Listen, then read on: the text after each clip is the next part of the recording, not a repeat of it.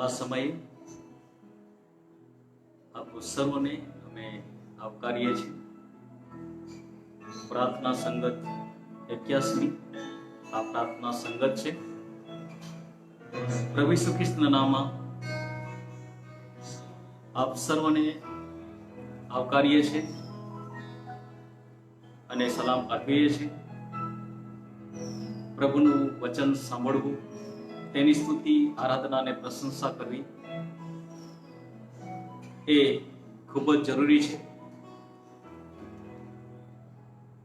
त्यारे आजनी सांजे आप सर्वने आवकारू छूं, सलाम पाठवुं छूं। प्रेज ध लॉर्ड।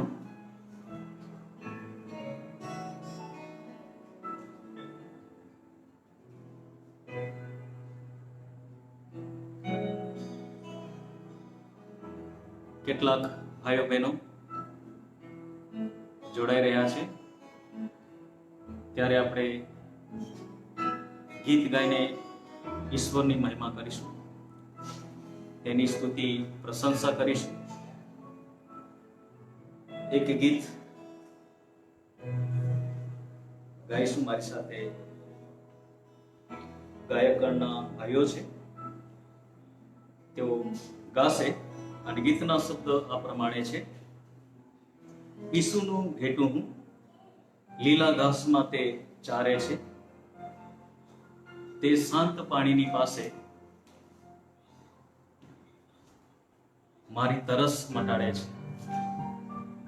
આવી રીતે સુંદર ગીત છે અને આ ગીત મને બહુ ગમે છે। તો આપણે આ ગીતને સાંભળીશું, સાથે ગાઈશું।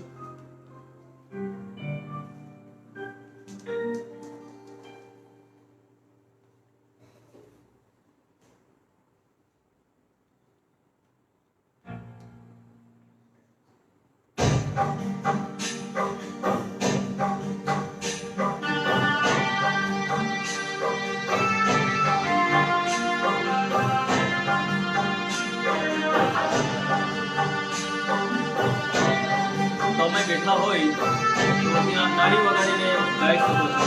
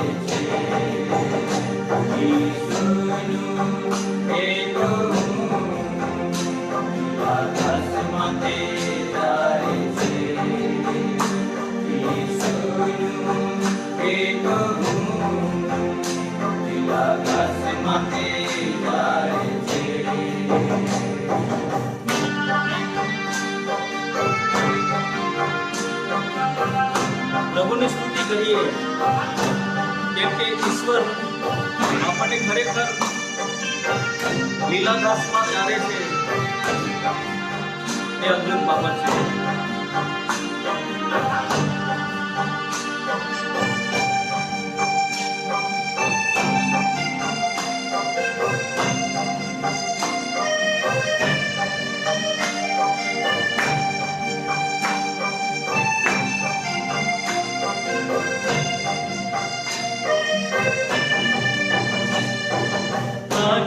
जवानी चाली जाऊं ना सकूं,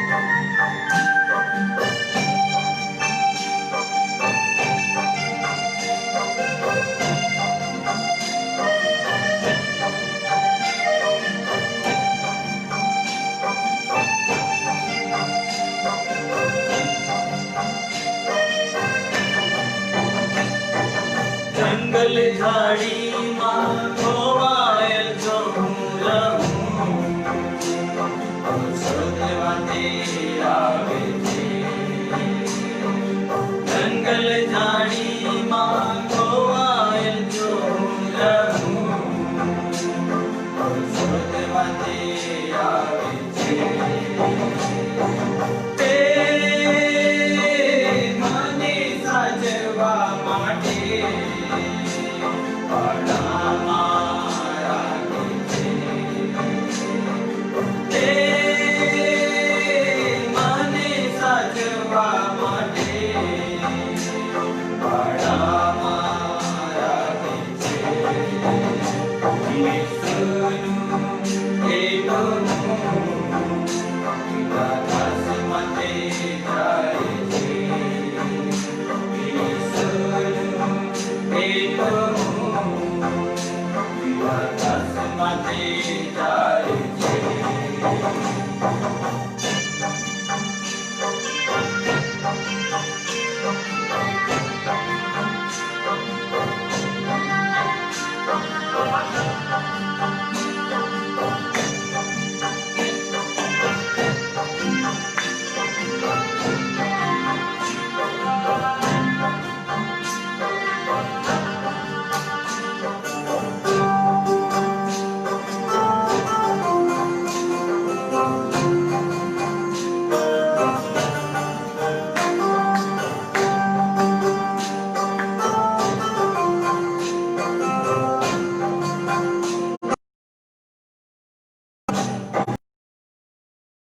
વાટમાં ચાલવા જો હું લાગું,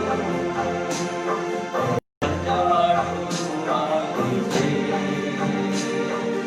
અંધારી વાટમાં ચાલવા લાગું, જવાનું આવે છે. તે ઠોકર ના ખાવું માટે રસ્તો કરતા આવે છે. તે ઠોકર ના ખાવું માટે અને રસ્તો કરતા આવે છે. ઈશ્વરનું એનું આકાશમાં તે જાય છે. ઈશ્વરનું એનું આકાશમાં તે જાય છે. તે શાંત પાણીની પાસે મારી તરસ કાઢે છે. તે શાંત પાણીની પાસે મારી તરસ મટાડે છે. ઈશ્વરનું એનું આકાશમાં તે જાય છે. ઈશ્વરનું એનું આકાશમાં તે જાય છે. Praise the lord. ધન્યવાદ. સુંદર ગીત છે કે પરમેશ્વર આપણને પૂરું પાડે છે, સંભાળે છે, દોરે છે. એની સાથે આપણે ફરીથી ગીતોમાં રહીશું, ઈશ્વરની સ્તુતિ પ્રશંસા કરીશું. અને તમે જ્યાં છો ત્યાં જ તમે સ્તુતિ આરાધના કરી શકો છો. આંખ બંધ કરીને પણ બહુ જ પ્રખ્યાત ગીતો છે જે બે ગીતોમાં આપણને ગાયકગણ દોરશે. તેરી મહિમા કે બાદલ, ठहरे इस जगह को, हे प्रभु छू ले हम सभी को. થોડો સમય આપણે ઈશ્વરની સ્તુતિ પ્રશંસા કરીશું. ભાઈઓ બહેનો જોડાઈ રહ્યા છે. આપણે સ્તુતિ આરાધનામાં લગાતાર રહીશું. આવો આપણે સ્તુતિ પ્રશંસા કરતા એક ગીત ગાઈશું. हे प्रभु छू ले हम सभी को। परमेश्वर આપણને અડકે અને આપણે પવિત્ર આત્માથી ભરપૂર થઈએ એ જરૂરીનું છે। આ ગીત ગાઈશું આપણે સાથે મળીને।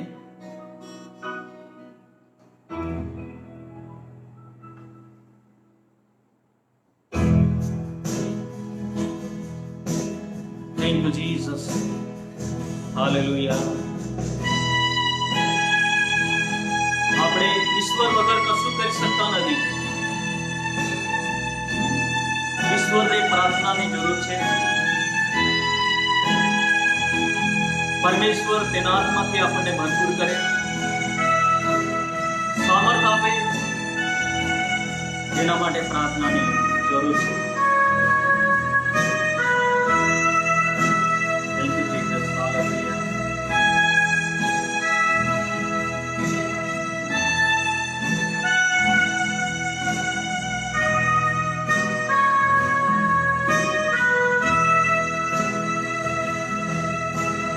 तेरी महिमा के बाद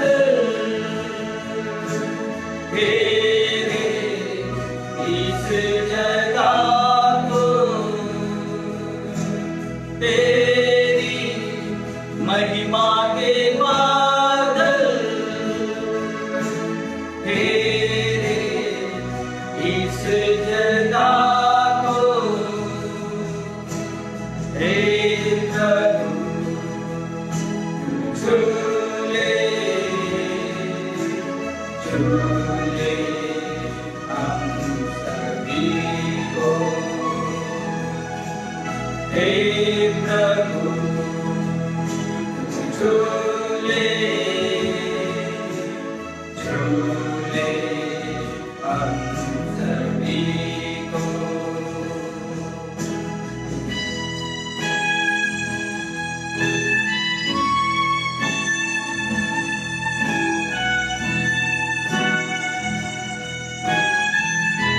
સાથે ગાઓ, પરમેશ્વર તમને આત્માથી ભરી દેશે,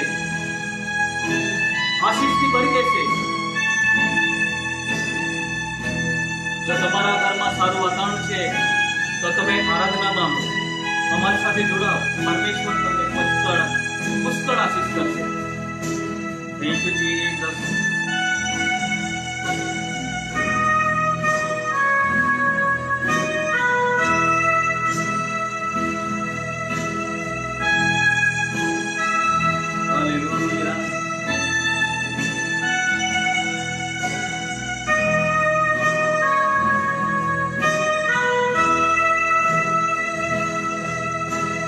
तेरी आत्मा की वर्षा बरसे इस जगह पर, तेरी आत्मा की वर्षा बरसे इस जगह में।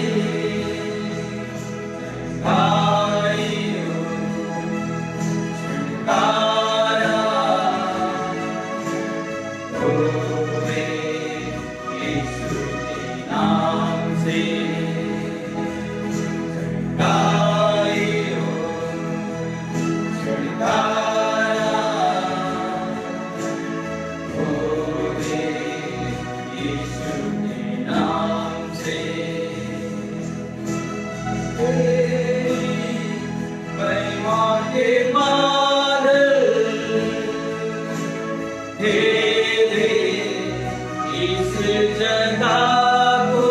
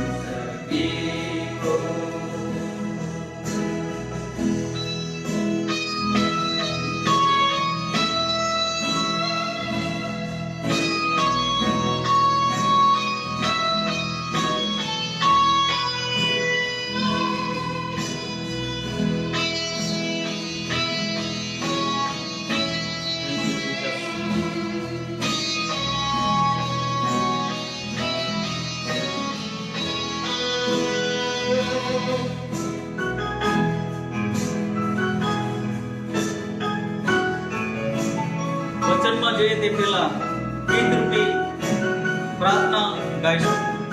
छू ले आज यीशु तेरा वचन छू ले आज।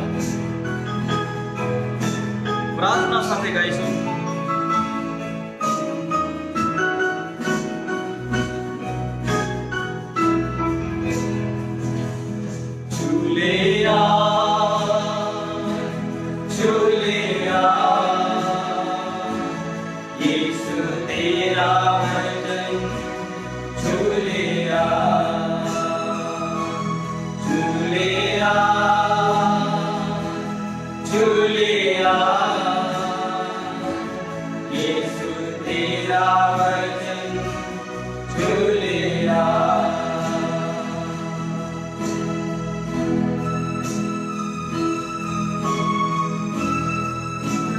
પ્રભુના વચનમાં ચંગાઈ છે વાલા ભાઈ બહેનો। એના લહુ દ્વારા આપણે ચંગાઈ પામી શકીએ છીએ। હૃદયથી ગાઈએ જેથી પ્રભુ આપણને આશીષથી ભરપૂર કરે। Thank you Jesus, hallelujah.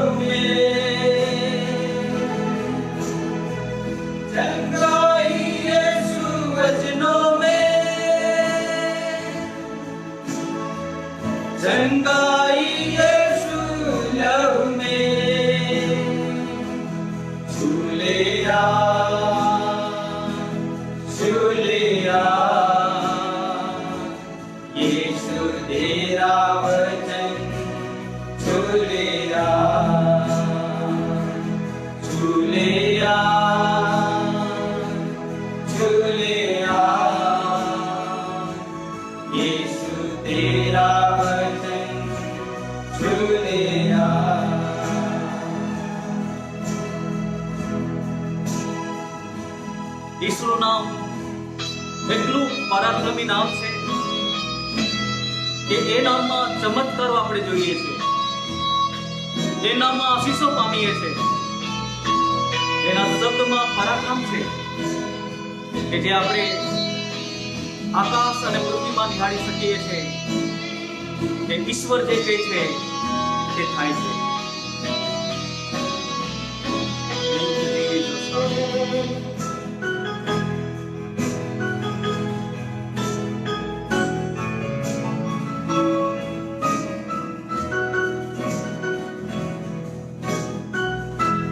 धन्यवाद यीशु।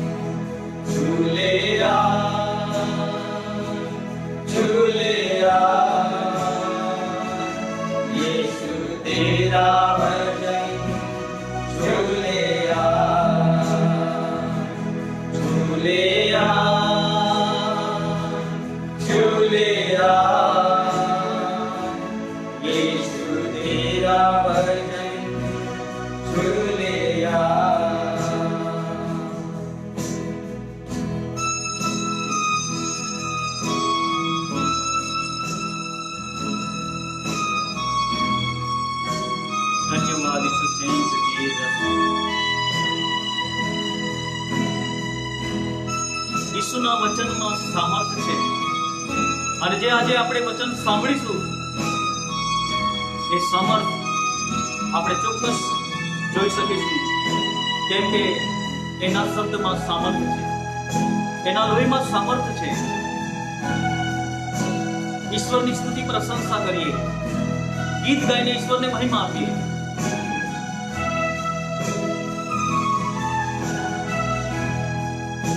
सामर्थ यीशु वचनों में, सामर्थ यीशु लहू में.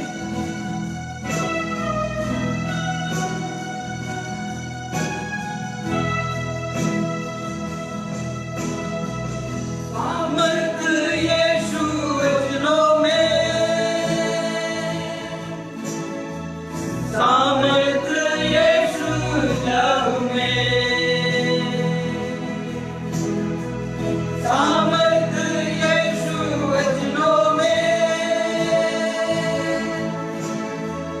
सामर्थ यीशु लहू में. झूले आ, झूले आ, यीशु तेरा वचन झूले आ, झूले आ, झूले आ, यीशु तेरा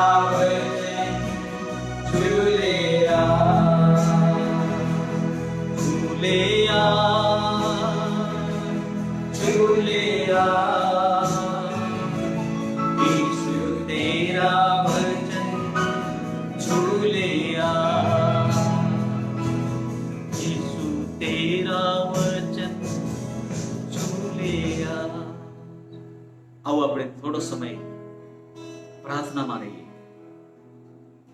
ઈશ્વરના મહાન કાર્યને યાદ કરીએ,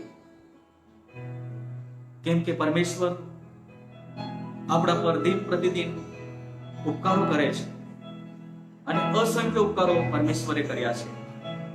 એ કાર્યને આપણે યાદ કરીએ, ઈશ્વરના નામને ધન્યવાદ આપીએ, ઈશ્વરની સ્તુતિ પ્રશંસા કરીએ.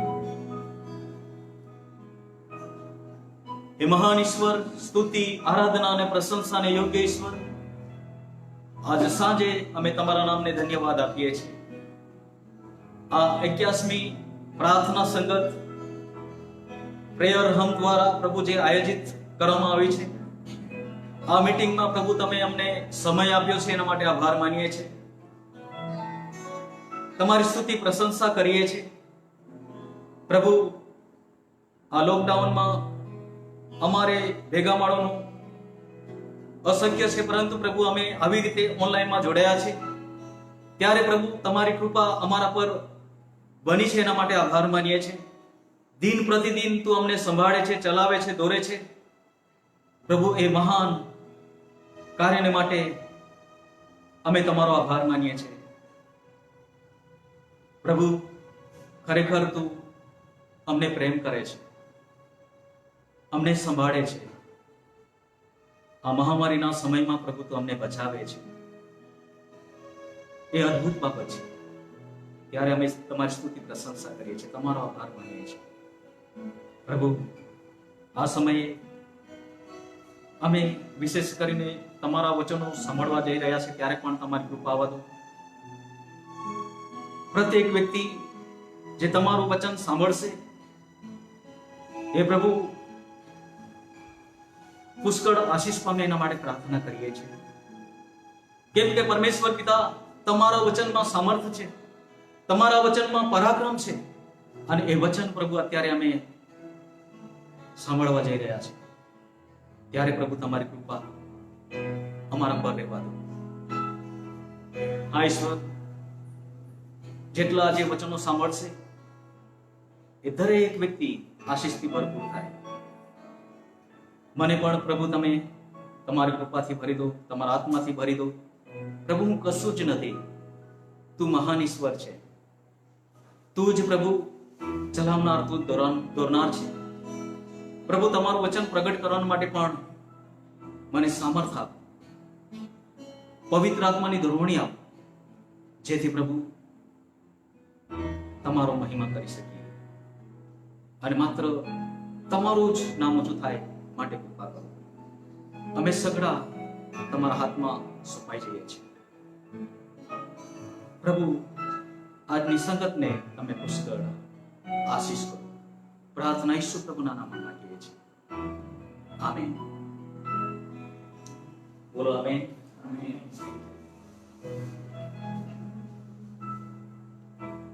આજની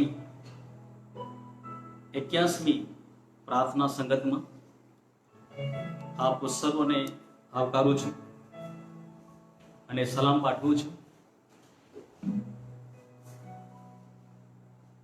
આશરે 83 જેટલા લોકો જોડાયા છે ઓનલાઈનમાં. આપ સર્વને આવકારું છું અને સલામ પાઠવું છું. વિશેષ આ સમયે આભાર માનું છું સાહેબ અમિત ઠાકોર ભાઈને માટે કે તેઓએ મને આજે સમય આપ્યો છે અને પ્રથમ વખત હું આવી રીતે ઓનલાઈનમાં પ્રભુનું વચન પ્રગટ કરું છું. લોકડાઉનમાં તમામ રવિવારોએ મેં સંદેશો અપલોડ કર્યા છે, પરંતુ રેકોર્ડિંગ કરીને આપ્યા છે. આ પ્રથમ વખત સમય છે કે હું ઓનલાઈન આપની આગળ આવ્યો છું. ફરીથી આભાર માનું છું. પ્રેયર હોમ દ્વારા જે આ સંગત ચાલુ છે અને મેં પણ કેટલાક સંદેશા સાંભળ્યા. અમારા વિસ્તારમાં અમુક જગ્યાએ જ નેટ પકડે છે અને જ્યારે નેટ ચાલે ત્યારે મેં સંદેશા સાંભળ્યા છે.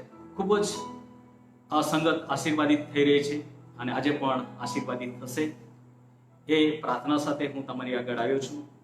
અને કેટલાક લોકો આજની સંગતને માટે હમણાં પણ પ્રાર્થનામાં છે અને એના માટે પણ પ્રભુની સ્તુતિ પ્રશંસા કરું છું. અત્યારે મારી સાથે યુવાન ભાઈઓ છે, તેઓને પણ આભાર માનું છું અને આપ સાંભળવા જઈ રહ્યા છો.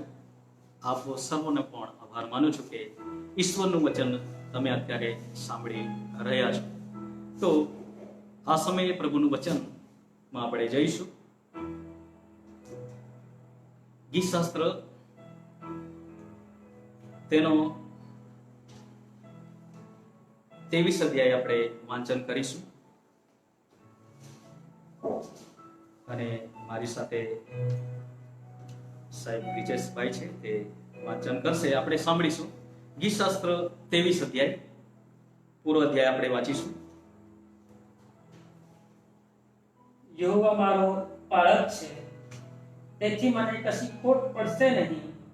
તે લીલા ભીડમાં મને સુવાડે છે, તે શાંત પાણી પાસે મને દોરી જાય છે. તે મારા આત્માને તાજો કરે છે. પોતાના નામની ખાતર તે મને ન્યાયપણાને માર્ગે ચલાવે છે.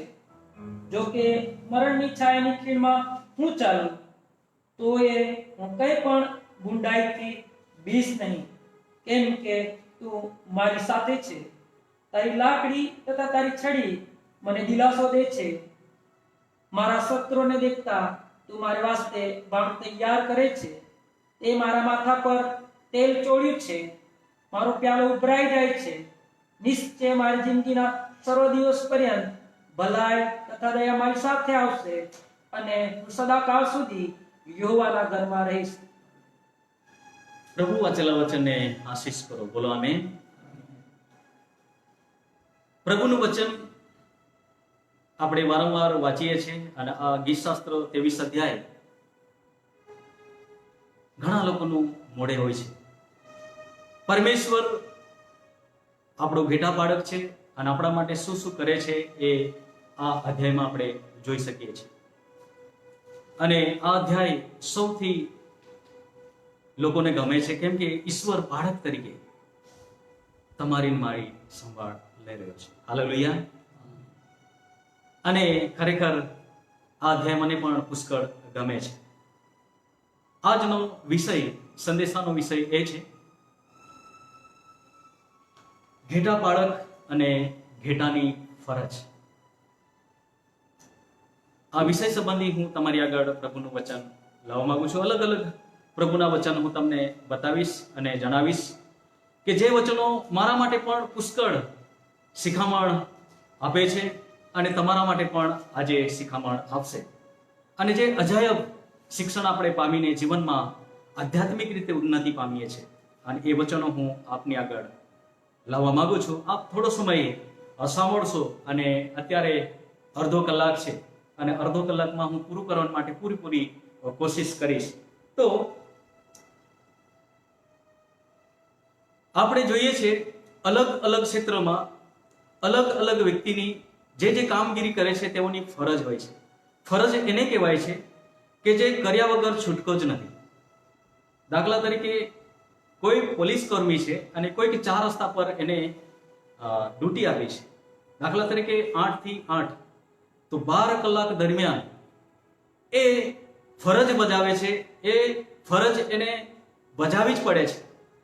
જો કદાચ ત્યાંથી એ જતો રહે અને કંઈક થાય એ વિસ્તારમાં, તો એ જવાબદારી હેઠળ એ કામ હોય છે અને કંઈ પણ થાય ત્યારે એને જવાબ આપવો પડે છે.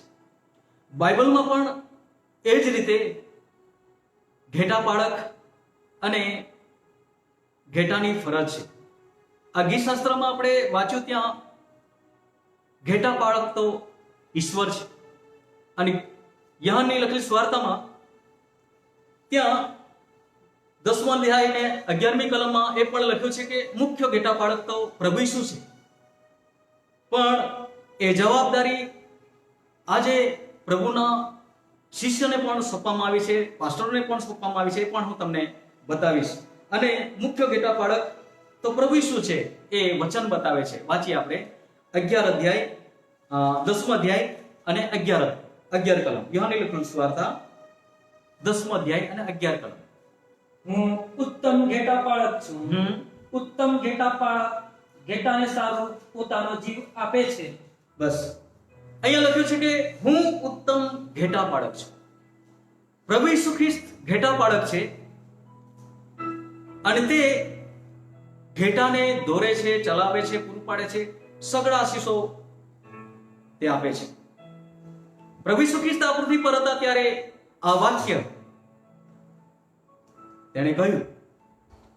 પરંતુ જ્યારે પ્રભુ ઈસુ ખ્રિસ્ત આ પૃથ્વી પરથી જીવન પૂરું કરીને આકાશમાં ચડી ગયા, ત્યારે અનેક વખતે પરમેશ્વરે શિષ્યને દર્શન આપીને કીધું અને જવાબદારી સોંપી. તે યહાનની લખેલી સુવાર્તા 21 અધ્યાય અને તેમાં 15 થી 17 કલમ આપણે વાંચીએ તો ત્યાં એક જવાબદારી પ્રભુના શિષ્યને સોંપવામાં આવી અને એ ફરજ અત્યારે પ્રભુના સેવકો, પાસ્ટર સાહેબો એ સંભાળી રહ્યા છે. આપણે એ વાંચીએ તો આપણને ખ્યાલ આવે છે કે પરમેશ્વરે આ જવાબદારી તેમના શિષ્યને સોંપી છે. વાંચીએ. હવે તેઓ એ નાસ્તો કર્યા પછી ઈસુ સિમોન પિત્તરને પૂછે છે કે યોહાનના દીકરા સિમોન, શું તું મારા ઉપર એના કરતા વધારે પ્રેમ રાખે છે?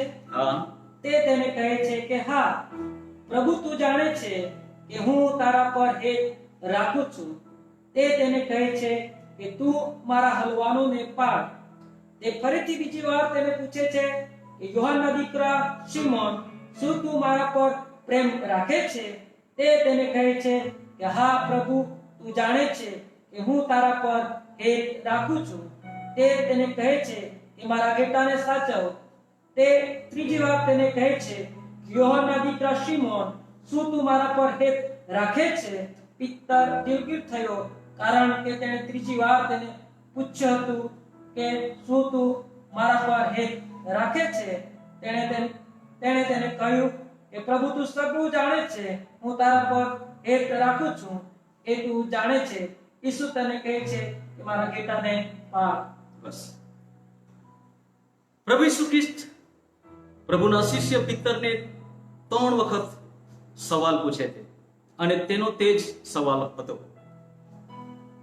એણે પૂછ્યું કે શું તું મારા પર એવો ન કરતા વધારે પ્રેમ રાખે છે?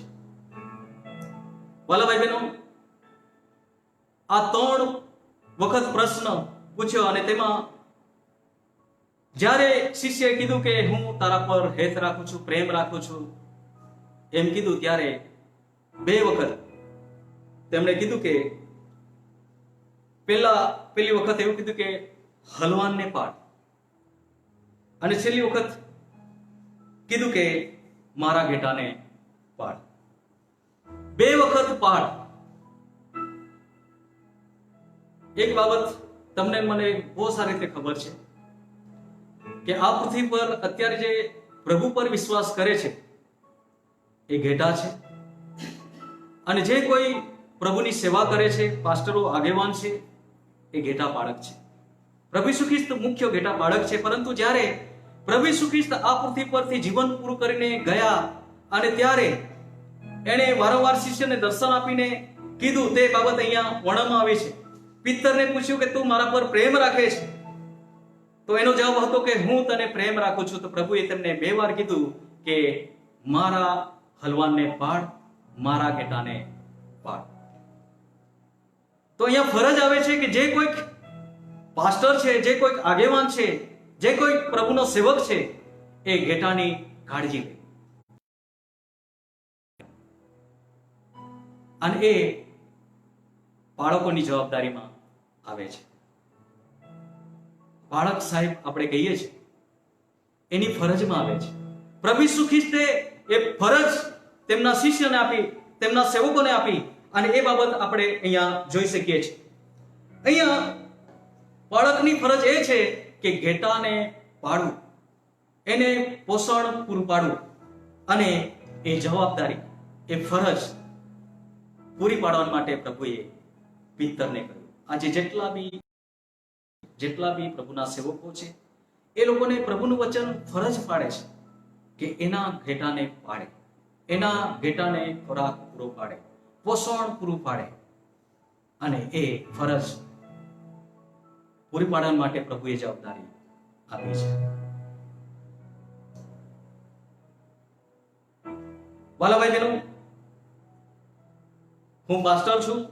મારી જવાબદારીમાં બી એ આવે છે કે હું ઘેટાને પાડું, એને ખોરાક પૂરો પાડું. ખોરાક એટલે કે પ્રભુનું વચન. જેમ ઘેટા બાળક એ ઝાડ પરથી પાંદડા, લીલા પાંદડા પાડીને ઘેટાને આપે છે, એવી રીતે ઈશ્વર પ્રભુ એની પાસે પ્રાર્થના કરીને, એની પાસેથી સાંભળીને પ્રભુના વચનોને પૂરા પાડવાની જરૂર છે. અને એ દરેક પાસ્ટરની ફરજ છે. એક વાત સાંભળો કે એક બી ઘેટું કદાચ ખોરાક વગર રહી જાય તો શું થાય? એનો માલિક, ઘેટાનો માલિક તો પ્રભુ છે, અને એ જવાબ ચોક્કસ પૂછશે. અને એટલા માટે પ્રભુ વચન આપે છે. માથી લખેલી સુવાર્તા 24 અધ્યાય અને 45 કલમમાં જુઓ. માથી લખેલી સુવાર્તા તેનો 24 અધ્યાય અને 45 કલમ. તો જે ચાકરને તેના ધણીએ પોતાના ઘરને વખતસર ખાવાનો આપવા સારો પોતાના ઘરનો કારભારી ઠરાવ્યો છે, તેઓ વિશ્વાસુ તથા બુદ્ધિમાન ચાકર કોણ છે? બસ ત્યાં સુધી. વખતસર ખાવાનું. વાલા ભાઈ બહેનો, અત્યારે લોકડાઉનનો સમય છે, કેટલી બધી સભાઓ બંધ છે. હું દરરોજ ચિંતા કરું છું. જે અન્ન છે, એ ખોરાક છે, એ તો ખાઈ રહ્યા છે, પરંતુ પ્રભુનું વચન જે આત્માને તાજો કરે છે, જે આત્માને પોષણ આપે છે, એ વચન ઘણા બધા લોકોને નથી મળી રહ્યું. કેટલાક લોકો પાસે કદાચ ફોન નથી, કાં તો નેટ નથી. આજે તમે સાંભળી રહ્યા છો એ પ્રભુનું વચન, એ આત્માનો ખોરાક છે. જ્યારે તમે એ સાંભળશો, જીવનમાં ઉતારશો, આધ્યાત્મિક રીતે તમે પોષણ પામીને વૃદ્ધિ પામશો. અને હર કોઈક જે આજે પાસ્ટર છે, એ વખતસર ખાવાનું આપવા માટે તૈયાર છે, પરંતુ આવી પરિસ્થિતિ છે. અને વખતસર ખાવાનું આપે છે, એને તો ધન્યતા છે. એટલે આ એક ઘેટા બાળકની જવાબદારી છે, ફરજ છે. જ્યારે આ ફરજ અત્યારે હું અદા કરી શકતો નથી, મને પુષ્કળ દુઃખ થાય છે. વાલા ભાઈ બહેનો, એ કેવી રીતે પ્રભુનું વચન પહોંચે એના માટે મેં વારંવાર આયોજન કર્યું. સંદેશા રેકોર્ડ કરીને દર રવિવારે હું મોકલું છું કે જેથી પ્રભુનું વચન લોકો સાંભળે અને આધ્યાત્મિક રીતે વૃદ્ધિ પામે. અને એ જવાબદારી નિભાવવા માટે અનેક પાસ્ટરો આજે પોતાનું ઘર છોડીને મંડળીમાં સેવા આપી રહ્યા છે, સુવાર્તા આપી રહ્યા છે, એ જવાબદારી નિભાવી રહ્યા છે. અને જ્યારે જ્યારે એવા પાસ્ટરને હું જોઈ રહ્યો છું, ઘણા લોકો ગરીબીમાં જીવન કાઢે છે. શા માટે? કે પ્રભુનું વચન ઈશ્વરના ઘેટા સુધી પહોંચે, વિશ્વાસુ સુધી પહોંચે, અને એ જવાબદારી નિભાવી રહ્યો છે. હવે ઘેટાની ફરજ શું? જ્યારે પ્રભુનો સેવક એ પ્રભુનું વચન એ પોષણ તરીકે આપી રહ્યો છે, ત્યારે ઘેટાની જવાબદારી શું? એ બાબત હું તમારી આગળ લાવવા માંગુ છું. મારી પાસે 3 પોઈન્ટ છે અને એ તમને સમજાવવા માંગુ છું. હવે પ્રભુનો સેવક, પ્રભુનો જે સેવક છે એ પ્રભુનું વચન ખોરાક તરીકે વહેંચી રહ્યો છે, ત્યારે ઘેટાની ફરજ શું આવે છે એ બાબતને આપણે જોઈએ. જ્યારે ઘેટા બાળક ચારો વેચી રહ્યો છે અથવા તો ચારો ખવડાવી રહ્યો છે, પ્રભુનું વચન પ્રગટ કરી રહ્યો છે, ત્યારે ઘેટાની જવાબદારી એ હોય છે કે એ ચારો ખાય. એ પણ દરરોજ જેટલી સભાઓ છે ત્યાં આવીને પ્રભુનું વચન એ સાંભળે, એ જરૂરી છે. અને દરરોજ જ્યારે જ્યારે એ પ્રભુનું વચન વાંચશે અથવા તો પ્રભુનું વચન સાંભળશે, ત્યારે જ એ આત્મિક રીતે પોષણ પામશે. મેં ઘેટા બાળકોને જોયા છે, રિયલી, એટલે કે જે હકીકતમાં જે કોઈ કે ઘેટા બાળક છે, એ ઘેટા બાળક જ્યારે ઘેટાને ચારે છે ત્યારે ઝાડ પરથી પાંદડા પાડતા મેં જોયો છે, ત્યારે ઘેટા દોડીને પાંદડા ખાય છે. અને દોડીને પાંદડા ખાય ત્યારે એ જે ઘેટો પોડાપોડી કરીને સારામાં સારો ચારો પણ ખાઈ લે છે, સારામાં સારા પાંદડા પણ ખાઈ લે છે, પણ જે કોઈ પાછળ રહે છે તે બરાબર ધરાતો બી નથી.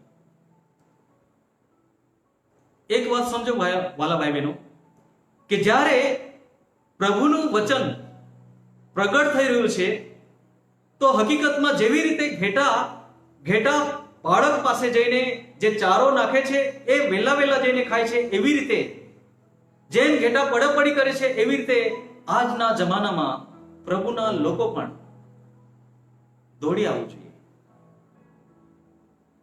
વહેલા આવવું જોઈએ, જેથી એ પ્રભુનું વચન સાંભળી શકે, જીવનમાં એ ખોરાક તરીકે એ ખાઈને એ પોષણ મેળવીને આધ્યાત્મિક રીતે વૃદ્ધિ પામે. જ્યારે જ્યારે પ્રભુનું વચન પ્રગટ થાય છે ત્યારે ઘણા લોકો આળસ રાખે છે. સભાઓ થાય છે ત્યારે ઘણા લોકો વહેલા આવતા નથી. મને એક વચન યાદ આવે છે, ગીતશાસ્ત્ર તેનો 42 અધ્યાય અને તેમાં 1લી કલમ જુઓ, ત્યાં એક તલફ એવો શબ્દ લખવામાં આવ્યો છે, વાંચો. જેમ પાણીના નાળાને સારું હરણ કલ્પે છે, તેમ હે દેવ તારે સારું મારો આત્મા કલ્પે છે. બસ અહીંયા લખ્યું છે કે જેમ પાણીના નાળાને સારું હરણ તલપે છે, તેમ હે દેવ તારે સારું મારો આત્મા તલપે છે. ઈશ્વર પાસે જવાને માટે આ વ્યક્તિ તલપે છે. આજે ઘણી સભાઓ અત્યારે ચાલતી નથી, પરંતુ ગયા સમયમાં ચાલતી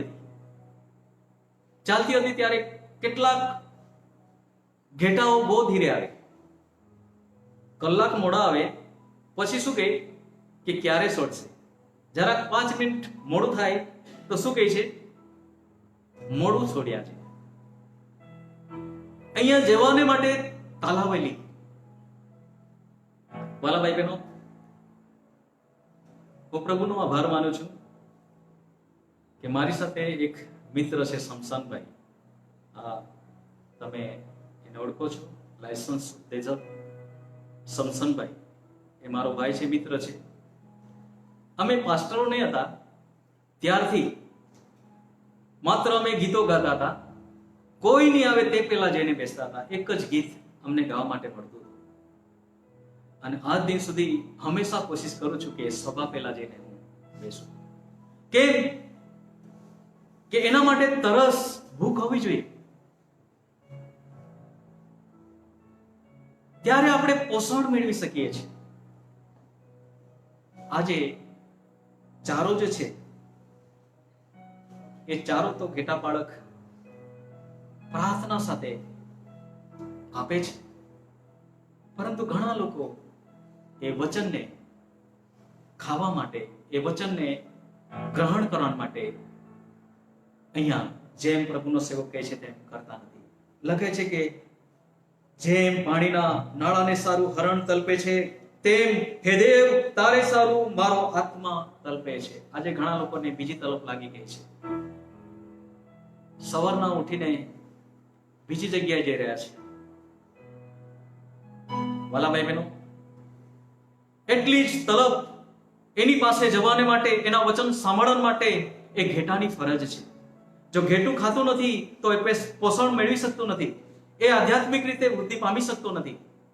અને એટલા માટે આપણે હંમેશા ઘેટા તરીકે જ્યારે પ્રભુનું વચન પ્રગટ થાય છે ત્યારે જવું જોઈએ. નહીં તો આપણે વિશેષ કરીને પોષણ મેળવી શકતા નથી. એક બાબત તમે સમજો. ઘણા લોકો એવું કહે છે ઘરે રહીને કે ઘરના 2 વ્યક્તિને જ્યાં સભા ચાલુ છે ત્યાં મોકલી દે છે અને ઘણા લોકો ઘરે રહે છે કાં તો કામ પર જાય છે. પણ ધ્યાનથી સાંભળો, ઘેટા તરીકે વિચારો. ઘેટું જ્યારે ચોરવા જાય છે તો એ પોતે ચોરી આવશે, કેમ કે એ પોતે ભારો બાંધીને ચારો નહીં લાવી શકે. પાણી બી પીએ તો એ નાળાની પાસે એ પોતે પીને આવશે. એ દેગડું લઈને જતું નથી ઘેટા તરીકે. માણસ તો જાય, પરંતુ ઘેટાનો જે અહીંયા ઉપમા આપવામાં આવી છે, તો વાત સાંભળો, ઘેટું એ પોતે જઈને ખાય, પોતે જઈને પાણી પી, તો જ એની તરસ મટશે, તો જ એની ભૂખ મટશે. અને એટલા માટે ઘેટાની ફરજ એ છે કે જ્યારે જ્યારે પ્રભુનું વચન પ્રગટ થાય છે ત્યારે ત્યારે એ પ્રભુનું વચન સાંભળવા માટે એ ત્યાં જાય. એ જરૂરી છે. બીજી બાબત, પહેલા હું પાળકની ફરજ શું, ઘેટા પાળકની ફરજ શું એ બતાવું છું, અને ત્યાર પછી ઘેટાની ફરજ શું એ હું બતાવું છું. બીજી ફરજ એ છે કે જે પ્રભુ ઈસુ ખ્રિસ્તે કહ્યું પિતરને, તે એ કીધું કે 21 અધ્યાય અને 16મી કલમમાં એ વાંચો. યાની લખેલી સુવાર્તા 21 અધ્યાય અને 16મી કલમ. તે ફરીથી બીજી વાર હા. તેને પૂછે છે કે યુહાનના દીકરા શિમોન, શું તું મારા પર પ્રેમ રાખે છે? હા. તે તેને કહે છે કે હા પ્રભુ, તું જાણે છે કે હું તારા પર હેત રાખું છું. તે તેને કહે છે કે મારા ઘેટાને સાચવ. બસ, પાળક સાહેબની ફરજમાં એ આવે છે કે ઘેટાને સાચવ.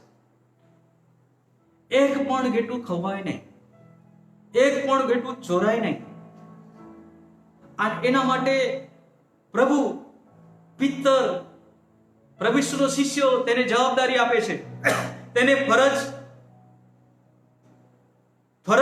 અદા કરવા માટે જણાવે છે કે મારા ઘેટાને સાચવ. વાલા ભાઈ બહેનો, પ્રભુના નજરમાં એક આત્માની કિંમત પુષ્કળ છે. એક પણ આત્મા ખોવાઈ જવો જોઈએ નહીં, એક પણ આત્મા નાશમાં જવો જોઈએ નહીં. અને એના માટે પિતરને કીધું કે મારા ઘેટાને સાચવ, ખોવાઈ ન જવું જોઈએ.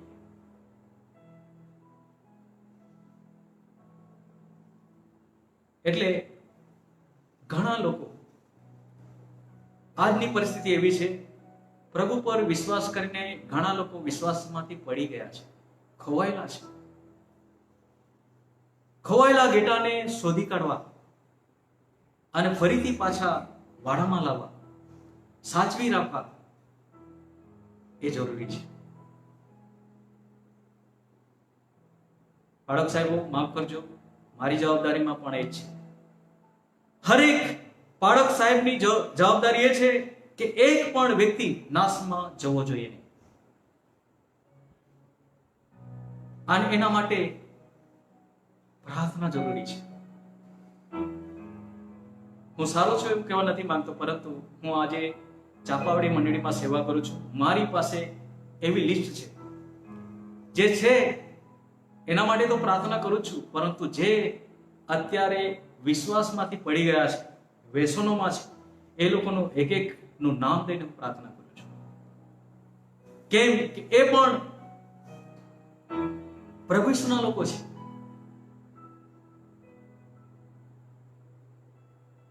ઝાંકી દાણી ખવાયેલો હતો, એ પાપમાં પડેલો હતો, પ્રભુ ઈસુ ખ્રિસ્ત એના ઘરે ગયો અને એને શોધી કાઢ્યો.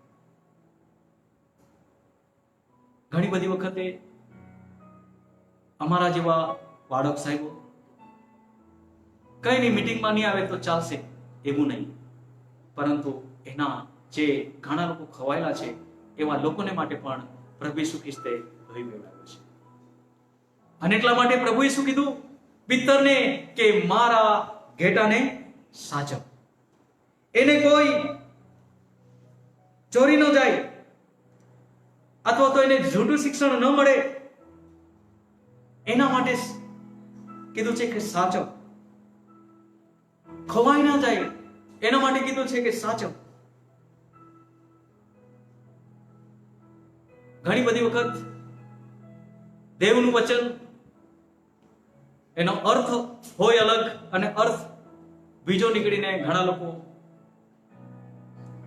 પાપમાં પડી જાય છે, અર્થનો અનર્થ થઈ જાય છે.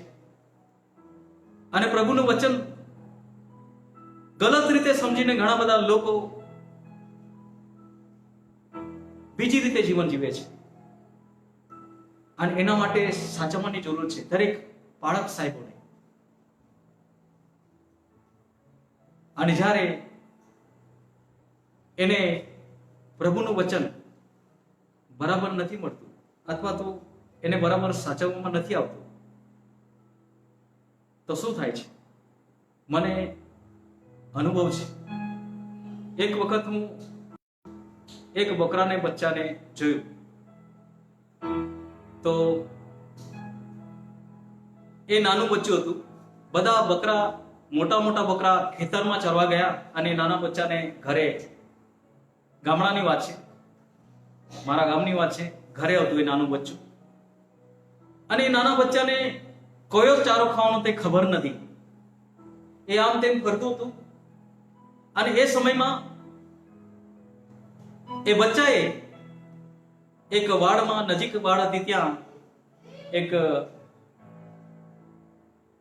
આદિવાસી ભાષામાં ચાંદરપાનું કહે છે, એને શું કહે છે ગુજરાતીમાં? નફટિયાનું એક વૃક્ષ હતું. એનું જે પાંદડું એ બચ્ચાએ જઈને ખાઈ લીધું. અને એમાં ઝેર હોય છે, કેમ કે બચ્ચાને ખબર નહીં હતી કે આને ખાવાનું કે નથી ખાવાનું. ત્યારે એને ખાઈ લીધું. અને ત્યાર પછી એ બચ્ચું માથું હલાવતું થઈ ગયું, એનું માથું હાલતું થઈ ગયું.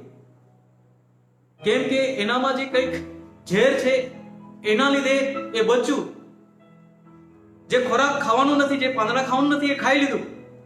અને ત્યાર પછી એનું નાનું મગજ કામ કરવા લાગ્યું ને એને એ ધૂણવા જેવું લાગ્યું.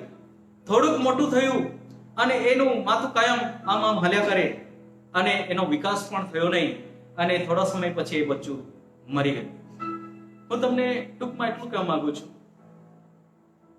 ઘણા બધા વિશ્વાસુ પ્રભુના વચનને ગલત રીતે શીખી લે છે, ત્યારે તેમના જીવનમાં મુસીબત આવે છે. ત્યારે પણ આપણે ઘેટાને સાચવવાની જરૂર છે, વિશ્વાસીઓને સાચવવાની જરૂર છે. જૂઠા પ્રબોધકોથી આપણે અલગ રાખવાની જરૂર છે. તેમને સત્ય વચનો મળે એના માટે આપણે કોશિશ કરવાની છે અને સાચવી રાખવાની જરૂર છે. અને આ જવાબદારી, એ ફરજ પ્રભુ ઈસુ ખ્રિસ્તે પિત્તરને સોંપી દીધી. આજે આપણા જેટલા બી બાળક છે એવા લોકોને એ જવાબદારી સોંપવામાં આવી છે. અને જ્યારે ઘેટા બાળક સાચવે ત્યારે ઘેટાની ફરજ શું છે એ બાબત પણ આપણે જોઈએ.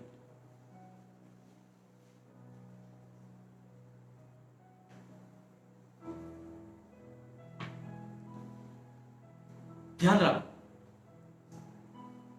જ્યારે ઘેટા બાળક સાચવે તો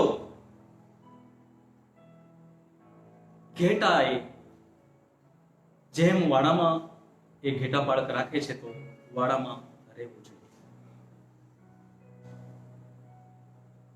એ સાચવતો હોય ત્યારે,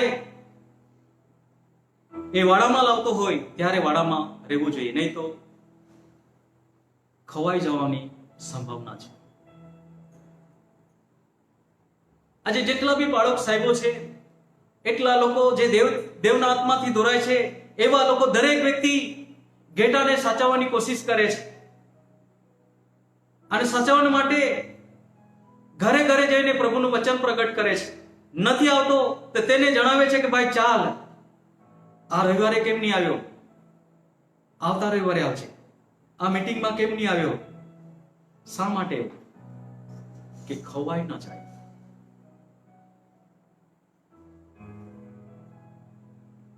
જ્યારે ઘેટા બાળક સાચવવાની કોશિશ કરે છે તો ઘેટાની ફરજ એ છે કે તે વચન દ્વારા શીખવે છે, એ શિક્ષણ પામીને તેમની સાથે રહેવાની જરૂર છે.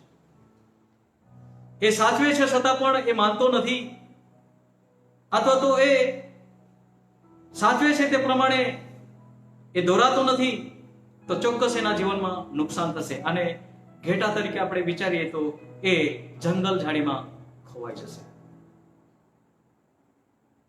આપણે દાખલો જોઈએ છે બાઇબલમાં કે 99 ને મૂકીને એકને શોધવા જાય છે.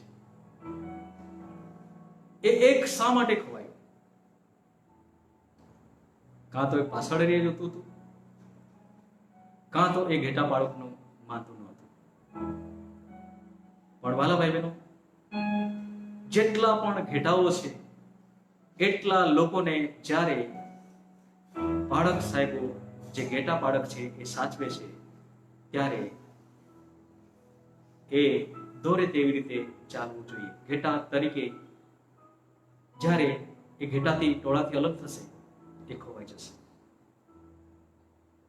અને એટલા માટે જ દરેક બાળક સાહેબો આજે ઘણા બધા ઘેટાને કહે છે કે તમે સંગતમાં આવો, તમે ટોળા સાથે રહો. એ સાચવવાની કોશિશ કરે છે. ત્રીજી બાબત, લાસ્ટ બાબત, થોડો સમય હું આગળ કરવા માંગુ છું. છેલ્લી બાબત છે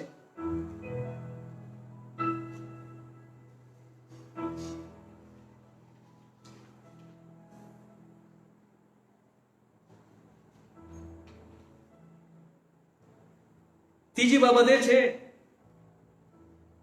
કે ઘેટા બાળક આગળ હોવો જોઈએ અને એ તેની ફરજ છે.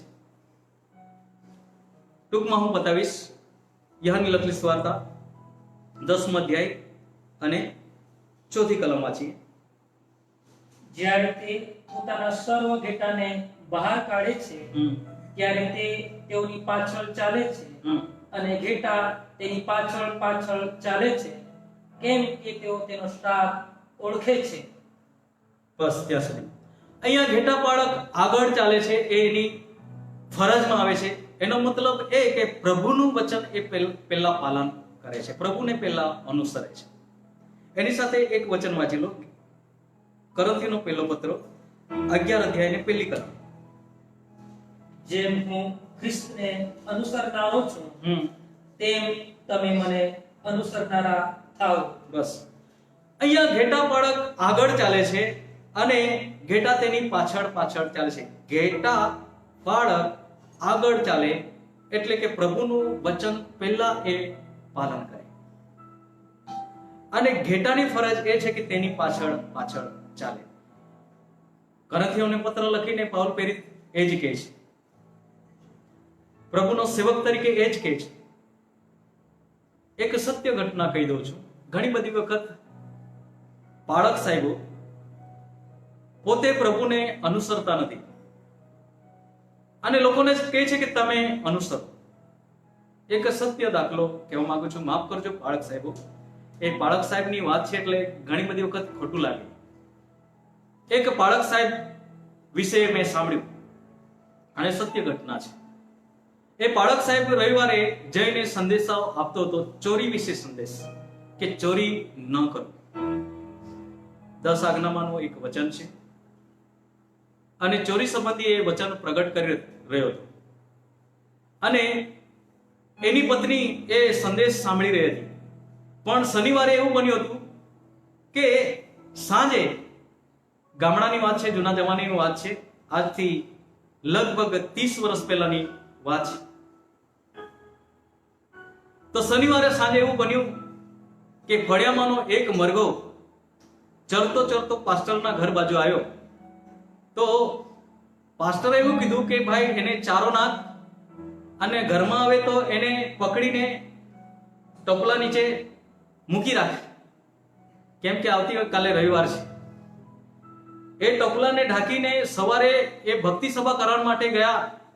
પત્ની બાળકી ત્યાં નીચે બેસીને પ્રભુનું વચન સાંભળી રહી છે. પાસ્ટર મારી જેમ પ્રભુનું વચન પ્રગટ કરી રહ્યો છે કે ભાઈ ચોરી નહીં કરવું, બહુ ભાર મૂકીને. તેટલામાં પેલી પત્ની એવું કહે છે કે ગઈકાલે તો મરઘો ઢાંકી મૂક્યો છે, આજના માટે એનું શું થાય? જ્યારે આ લોકો મીટિંગ સમાપ્ત થઈને ઘરે જઈ રહ્યા છે ત્યારે આ પત્ની રસ્તામાં એને વાત કરે છે, હારે આપણે તો ગઈકાલે પેલો ચોરી કરીને મરઘો ઢાંકી રાખ્યો છે, એનું શું? તો બાળક સાહેબ એવું કહે છે કે અરે એ વચન તો લોકોને માટે છે, આપણા માટે થોડું છે. ઘણી બધી વખત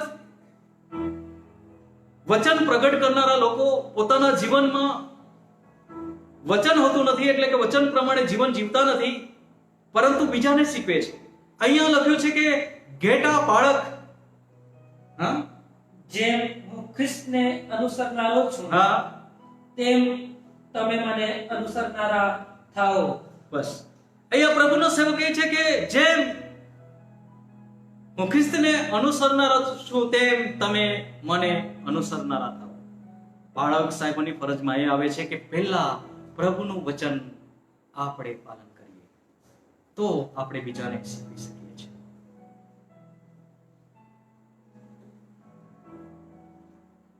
અને એટલા માટે પાઉલ પ્રેરિત આ વચન મને બહુ અદ્ભુત લાગે છે, નવાઈ લાગે છે. કેટલો સારું જીવન જીવતો હોય. અને એટલા માટે કરંથીઓની મંડળીને કહે છે કે હું ઈશ્વરને અનુસરું છું તો તમે મને અનુસરો. જો હું અનુસરતો નથી તો બીજાને હું કહી શકતો નથી. બાળક સાહેબની ફરજમાં એ આવે છે કે પહેલા વચન હું પાલન કરું. ખરેખર વાલા ભાઈ બહેનો, મારી વાત કરું છું, હું જે વચન પાલન કરતો નથી અને એ વચન મારે પ્રગટ કરવાનું આવે છે તો હું પોતાને ખાલી અનુભવું છું અને હું કંઈ જ નથી એવું મને લાગે છે. હું પોતાને છેતરું છું એવું મને લાગે છે. પણ જ્યારે હું પોતે પાલન કરું છું ત્યારે મને વચન પ્રગટ કરવામાં પુષ્કળ આનંદ થાય છે અને સામર્થ્ય આવે છે. બાળક સાહેબની ફરજમાં એ આવે છે કે પોતે પ્રભુનું વચન પાલન કરે અને ત્યાર પછી ઘેટાને શીખવે, એ જરૂરી છે. અને ઘેટાની ફરજ એ છે કે તેની પાછળ પાછળ ચાલે. ફરીથી 10મો અધ્યાય અને 4th કલમ. જ્યારે તે પોતાના સૌર ઘેટાને બહાર કાઢે છે ત્યારે તે તેઓની આગળ ચાલે છે અને ઘેટા તેની પાછળ ચાલે છે, કેમ કે તેઓ તેનો સ્થાન ઓળખે છે, પણ અજાણ્યાની પાછળ તેઓ ચાલશે નહીં. બસ, ઘેટાની ફરજ એ છે કે બાળકની પાછળ જાય. એક વાત ધ્યાનથી સાંભળો, ઘેટું જો ઘેટા બાળકની આગળ જાય ને તો ચોક્કસ એ ખાડામાં પડશે, કાં તો મુશ્કેલીમાં આવી જશે. એટલે બાળક સાહેબની પાછળ, ઘેટા ચારકની પાછળ ઘેટું ચાલવું જોઈએ. એનો મતલબ કે ઘેટા બાળકના હાથમાં સમર્પિત થવું જોઈએ.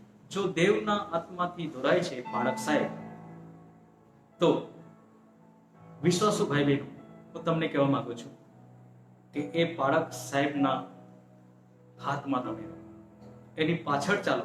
એનો મતલબ એ છે કે સમર્પિત થાઓ. એક વાત તમે સાંભળો, એક ઉદાહરણ તમને કહેવા માંગુ છું. જ્યારે કોઈ ડોક્ટર પાસે જાય છે અને એનો ઈલાજ કરવા માંગે છે, ત્યારે એ ડોક્ટરને દર્દી સમર્પિત થાય છે. તમે ગયા હશો, તમને અનુભવ છે, હું બી ગયો છું, મને બી અનુભવ છે. ડોક્ટર કહે તે પ્રમાણે જો આપણે નથી કરતા તો આપણો ઈલાજ થઈ શકતો નથી. સામાન્ય બીમારી હોય, તાવ આવતો હોય તો બી આપણે ડોક્ટર પાસે જઈએ, ટેબલ પાસે બેસીએ તો એ કહે છે કે ભાઈ આ કર, તો કરે છે. આ જીભ કાઢ, તો જીભે કાઢે છે.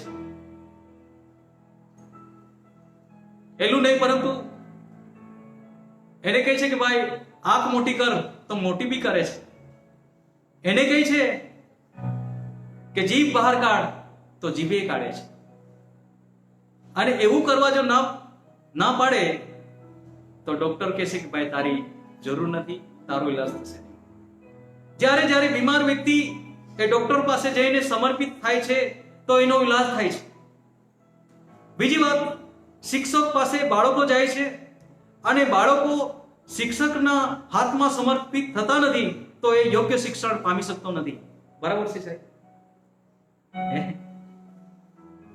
જેમ શિક્ષક કહે છે તેમ એ વિદ્યાર્થી જો કરતું નથી તો એ બરાબર શિક્ષણ પામશે નહીં. એ વિદ્યાર્થી શિક્ષકના હાથમાં આવી જાય છે, એટલે કે જેમ શિક્ષક કહે છે તે પ્રમાણે કરે છે તો વહેલો ભણે છે અને વધારે હોશિયાર બને છે. તેવી જ રીતે ભલાભાઈ,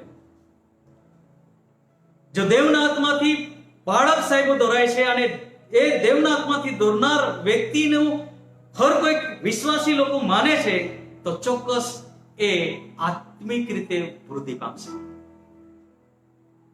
અને એ આત્મિક રીતે વૃદ્ધિ પામીને આશીષ પામશે. એનો અનુભવ એ પોતે કરશે. એ જરૂરની વાત છે. મારી સાક્ષી હું કહીને આજનો સંદેશ હું બંધ કરીશ. આજથી 13 વર્ષ પહેલાની વાત છે. હું અમદાવાદમાં એક સભામાં ગયો. મુખ્ય સિંગર તરીકે હું ગયો હતો અને ત્યાં મારી સાથે એક મોટા નેશનલ ગાયક પણ હતા જેનું નામ વિરેન્દ્ર પાટીલ. વિરેન્દ્ર પાટીલ એક ગીત ગાઈને પછી હું એક ગીત ગાતો અને ત્યાં 3 દિવસની સભા હતી અને ત્યાં મીટિંગ પૂરી થયા પછી જે પાસ્ટર સાહેબ હતા, મુખ્ય વક્તા હતા, એ વ્યક્તિ મીટિંગ છૂટીને પછી મને મળ્યા અને મારા પીઠ પર થપથપાવીને કીધું, શાબાશી આપીને કીધું કે દીકરા તું બહુ સરસ ગીત ગાય છે અને હું તને કહું છું કે બાઇબલ વાંચ, હજુ બાઇબલ વાંચ. તું વધારે બાઇબલ વાંચશે વધારે બાઇબલ વાંચશે તેમ તેમ પ્રભુ તમને નવા ગીત આપશે. મેં તે સમયમાં પ્રભુના સેવકની આ વાતને સ્વીકારી અને એ સેવકે જેમ કીધું તેમ, એ પાસ્ટરે જેમ કીધું તેમ હું ઘરે આવીને, ત્યારે હું પાસ્ટર તરીકે કામ ન કરતો હતો, ઘરે આવીને મેં બાઇબલ વાંચન ચાલુ કર્યું. પ્રભુ મને નવા ગીતો આપે છે. આજે પણ હું ગીતો કમ્પોઝર કરી શકું છું. આજે મેં ગીત ગાયું, અમે સાથે મળીને, ઈસુનું ઘેટું હું લીલા ઘાસમાં તે ચારે છે. આ પ્રથમ વખત આ સભામાં મેં ગાયું છે. બીજાને કદાચ આનંદ થાય કે ન થાય, પરંતુ હું આત્મામાં ચોક્કસ આનંદ પામું છું. કેમ કે પરમેશ્વરનો સેવકે મને કીધું કે હજુ તું બાઇબલ વાંચ, વધારે જેટલું બાઇબલ વાંચશે, જેટલું પ્રભુનું વચન સાંભળશે, જેટલા પ્રભુના વચનને તું અનુસરશે, તેમ પરમેશ્વર તમને નવા ગીતો આપશે. આ કોરોના સમયમાં લગભગ મેં 7 થી 8 ગીતો અપલોડ કર્યા છે અને હું પ્રભુનો આભાર માનું છું. વાલા ભાઈ બહેનો, જ્યાં સુધી આપણે ઘેટા બાળકને એટલે કે બાળકને અનુસરતા નથી, ત્યાં સુધી આપણે આધ્યાત્મિક રીતે વૃદ્ધિ પામી શકતા નથી, આશીષ પામી શકતા નથી. અસંખ્ય લોકો, મને સાંભળનારા લોકો, ઘણા બધા લોકો એવી જ રીતે આશીષ પામ્યા હશે. આજે મેં તમને ટૂંકમાં જણાવ્યું છે કે ઘેટા બાળકની ફરજ અને ઘેટાની ફરજ. ઘેટા બાળકની ફરજ શું છે અને ઘેટાની ફરજ શું છે, એ પ્રભુએ જણાવ્યું છે વચન. પ્રભુ વાંચેલા વચનને આશીષ કરો. બોલો આમેન. આવો થોડો સમય આપણે પ્રાર્થના કરીએ. એક કોરસ ગાઈશું. કદાચ મને સાંભળનારા લોકો તમારા ઘરમાં છો અને તમે પ્રાર્થનામાં રહી શકો એવું વાતાવરણ છે, કાં તો એવો સમય છે, તો તમે મારી સાથે ઈશ્વરની સ્તુતિ કરીને પ્રાર્થનામાં રહો. ઈશ્વર તમને ચોક્કસ આશીષ કરે છે. થોડો સમય લેવા માંગુ છું. Thank you Jesus.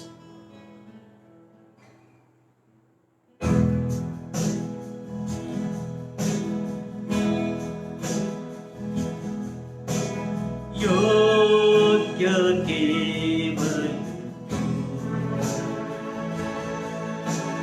યોગ્ય કેવલ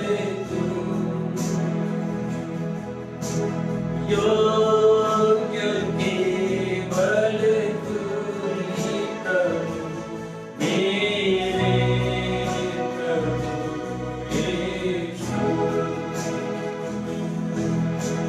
સ્તુતિ પ્રશંસા સ્તુતિ પ્રશંસા સ્તુતિ પ્રશંસા પ્રભુ યીશુ.